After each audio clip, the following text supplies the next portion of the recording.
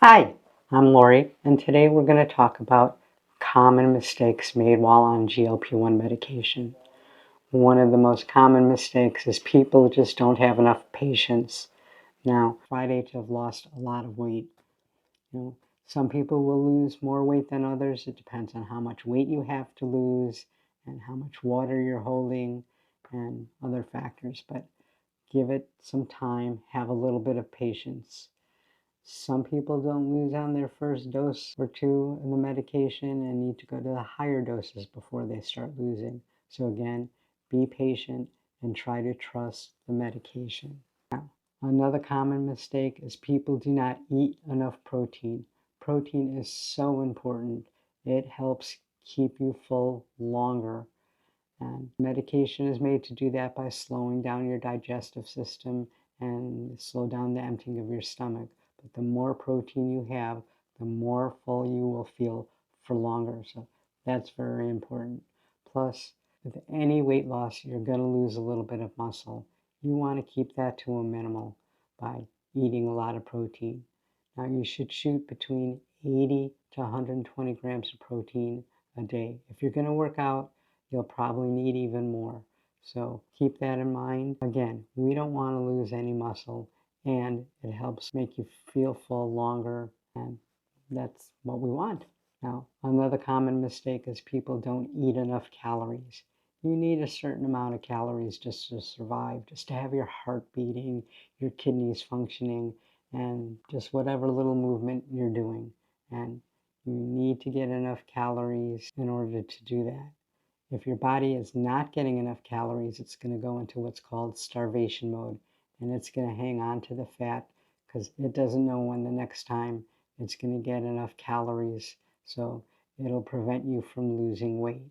Now, one of the most common things to go by is basically 1,400 to 1,800 calories a day. Now, there's charts and there's websites that you go to figure out how many calories you need to exist, and I'll link that in my description.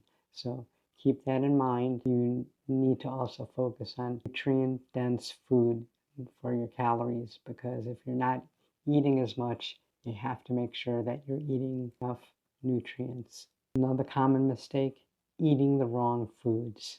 You want to stay away from high sugar foods, high processed foods, and greasy, fatty foods. That's true with just about any diet, even though this really isn't a diet, it's a lifestyle change. And if you are going to have something like that, just remember, moderation is the key. So keep that in mind. And you have to make sure that you eat enough food that has fiber. Very important, because constipation and diarrhea are some of the side effects, and fiber will help with both. You also might want to consider taking a multiple vitamin because, again, you're not eating as much and you want to make sure that you get enough nutrition in yourself. Another mistake is eating too many empty calories like sodas, alcohol. Now, don't start. Alcohol is allowed once in a while, but just keep that in mind. And again, moderation is the key word. So if you're going to have a drink, have it once in a while. And again, just keep that in mind when you're trying to figure out your calories for the day, approximate. You don't necessarily have to track, although there are some good trackers. And if you think there's a problem, I always recommend people track for a day or two just so they know about what their calories are. So keep that in mind for your calorie count. Another big mistake, people just aren't drinking enough water, and they're not hydrating enough. It is just so important on so many levels. It helps with getting rid of your fat. It helps with your kidneys. There's just so many good things. Some people say if you drink a glass of water right before you eat, you won't eat as much, which is very important. So you need to keep your systems moving, and hydration helps with that. You should get at least 60 to 70 ounces of water a day. Please shoot for that any way that you could get it.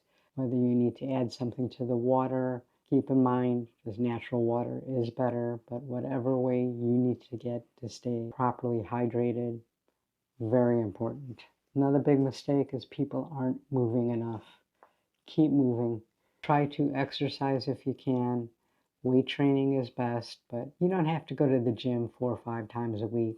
Just if you go once or twice and just at least move. If you can't go to the gym, try to get 10,000 steps in. Do whatever you can. Park a little further. My wife, who has COPD, who really can't do too much at the gym, she started doing chair yoga. There's plenty of chair exercise videos on YouTube, so take advantage of that and just try to keep moving. Very important, because the more you move, the more calories you burn.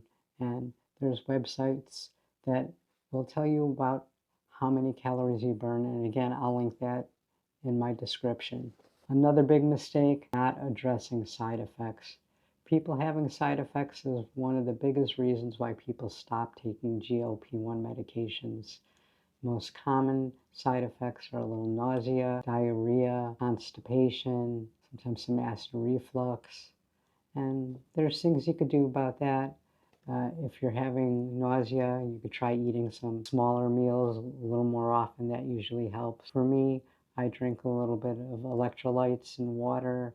I personally prefer LMNT to salt-based electrolyte.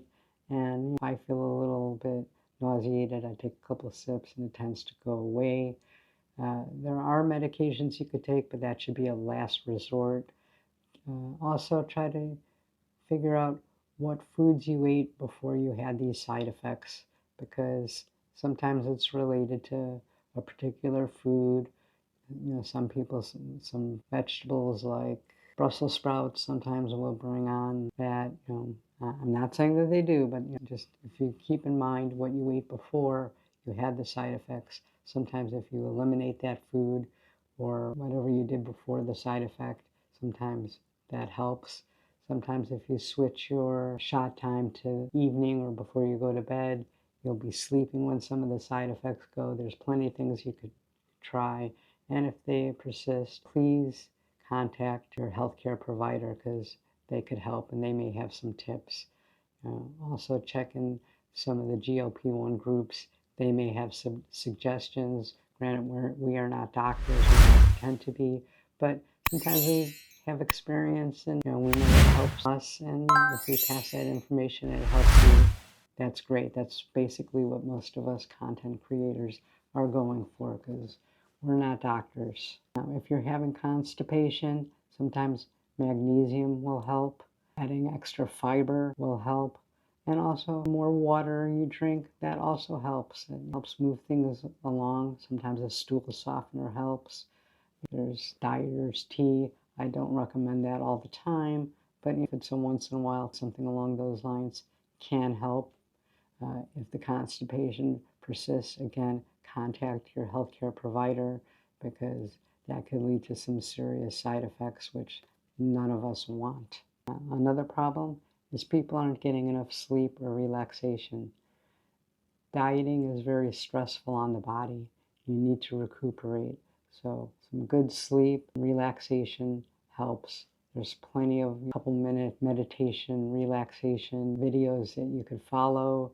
Sometimes just taking slow, deep breaths in a quiet place. Sometimes thinking about your favorite spot and just breathing helps. Again, also try to get enough sleep, because your body needs to recover. This is a little tough on the body, so make sure you take care of yourself, rest, relax, and have some recovery.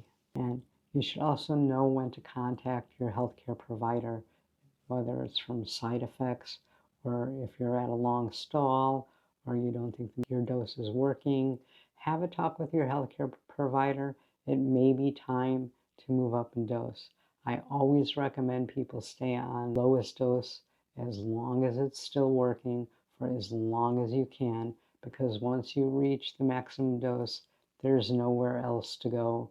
And we do not know next generation of medications, whether they're going to apply to us, if our BMI will be high enough or what. So again, if 5 milligrams or 7.5 is working for you, don't jump up right away. If you think you're having a stall, make sure it's a true stall and that you're doing things to help make sure your calories in are really what you think they are and the calories out is really what you think you are. Again, I'll put those websites in the description so that we could make sure that they are correct. Try whatever you can. Try eating different. Try exercising different before you go up in dose, because again, stay on the dose as long as you can. Best advice I could give anybody. And as far another mistake people make is they inject the same place every single week. Well, that creates scar tissue, and then the medication doesn't get absorbed properly and isn't working properly. So make sure you rotate your injection site. I primarily use my stomach, but I use a different spot in my stomach every week, and I log it so that I don't make the mistake of going into the same spot every time. I use mine like a clock. I do 12 o'clock, 3 o'clock, 6 o'clock, 9 o'clock, then I go in between. So basically, it's a good 10, 12 weeks before I use the same spot again. So how many mistakes have you made? Let me know in the comments. I know personally, I have made 3 of them. So again, please hit that like, subscribe, and share this with anybody you think it might help. It really does help with the channel. And again, let me know in the comments.